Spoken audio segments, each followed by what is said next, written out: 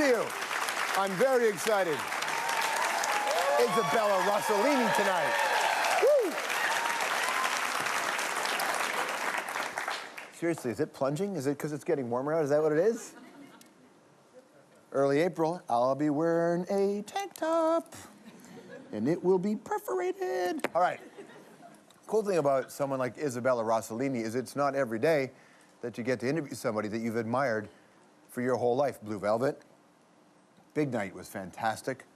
Wild at Heart, those weird informational nature movies where she dresses up like an anchovy looking to get laid. Don't judge me, it's a thing. It certainly affects your views on pizza toppings, but it is a thing. Shall we deal with today?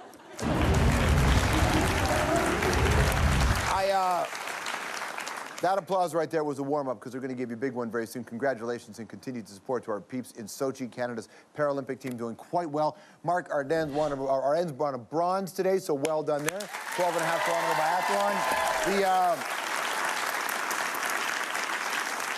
In sledge hockey, Canada beat the Czechs. It was a thriller, 1-0. Curling is my favorite sport in the Paralympic Games as well. You know why? Because it's co-ed.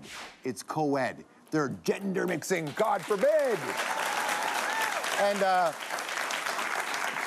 our co-ed curlers beat China. The medal rounds are always away, but maybe when they win, they'll win medals that were made in China. I don't know where they're going to be made. But we want them to, we need the Paralympic teams to win big because I've had 29 green teas from Tim so far, and I have not rolled up a single Gagnon winner.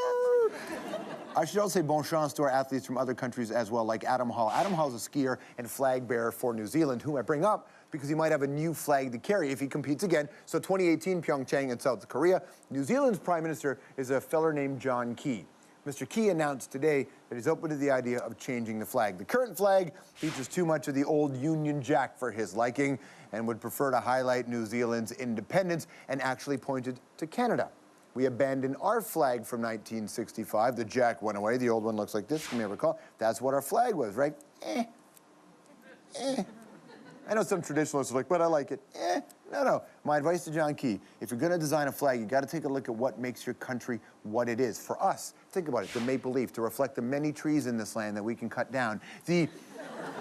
The red on either side might represent the Atlantic and the Pacific Ocean that's filled with blood from all the overfishing. And the white in the middle might reflect the mountains of cocaine one would have to snort to deal with the guilt of environmental degradation. Because they love to talk, I'm not advocating the use of cocaine. I'm just saying.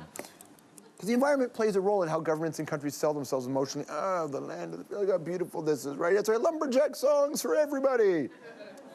And then we don't really care about it when it comes to policy. So you got to look at a few early designs now for what New Zealand's new flag is going to be. First, there's this one here. As we said, nature plays a role. This is the silver fern, right? Preferred by many, because that fern is strongly associated with the country like it is with us in the maple leaf, like the cedar and Lebanon, like China and the sawed-off stump. It's all very different things that appeal to people. It's a classic look, but we've decided that, thank you for getting that. It was going to be America or China, but we thought China would be more fun. In truth, it could be British Columbia, if we're being honest with ourselves, right? So we've put together some other options for our Commonwealth cousins. This one here emphasizes the real independence. It's like right there. You know, although it is a little plain, if you're more interested in widening the appeal to the movie audience, you can go with this one, though there might be a bit of a copyright lawsuit if you want to do that one. I leave it to you. I'm not sure if it's going to do the trick. That's just the same with the, how about this one here? Want this one here? I think it misses the point. Yeah, I think it absolutely misses the point. You want to be more like Canada, and that is lovely, but it has already been done. So maybe put a little bit of something else in there. How about this? That's what you want to do. No, don't do that one right there. Congrats to New Zealand, you got yourself a new flag. That's what it ought to be. Well done. Can I think one of the reasons people struggle with accepting nature and animals as equals is because then you'd have to change your behavior. And this story is the kind that blew my mind. I might not look to it, or look at it to most of you, but I actually am a massive nature dude. I do love the natural animal. My favorite animals in reverse order: the snake, the hawk, the wolf, or the wolf hawk, very rare. Less than 30 left in the wild. True. Actually, no. I prefer raccoons and squirrels and pigeons. I love every animal that, when they built cities and all nature scrammed, and the animals that stayed, I love so very much. But elephants are the most fascinating creatures, right? We already knew they were smart and sophisticated, but now researchers say that African elephants could differentiate between human languages, sight unseen. Researchers in Kenya have been playing recordings of voices speaking different languages to see how the animals responded. They knew the difference. They played Maasai herdsmen, right? Who sometimes clash with elephants over water and space, leading to casualties on both sides. And they played Kamba men who speak Bantu, a language which those guys tend to get along pretty well with the elephants. So when they heard the Maasai tapes, the elephants grouped defensively and started moving away. They didn't flee. It's not like they hate the Maasai men, but there was a whole lot of, oh, how's this gonna go? But when they heard the Kamba tapes, they weren't worried at all. The elephants responded like, whatever, no big deal. Maybe they want us to move a tree or something.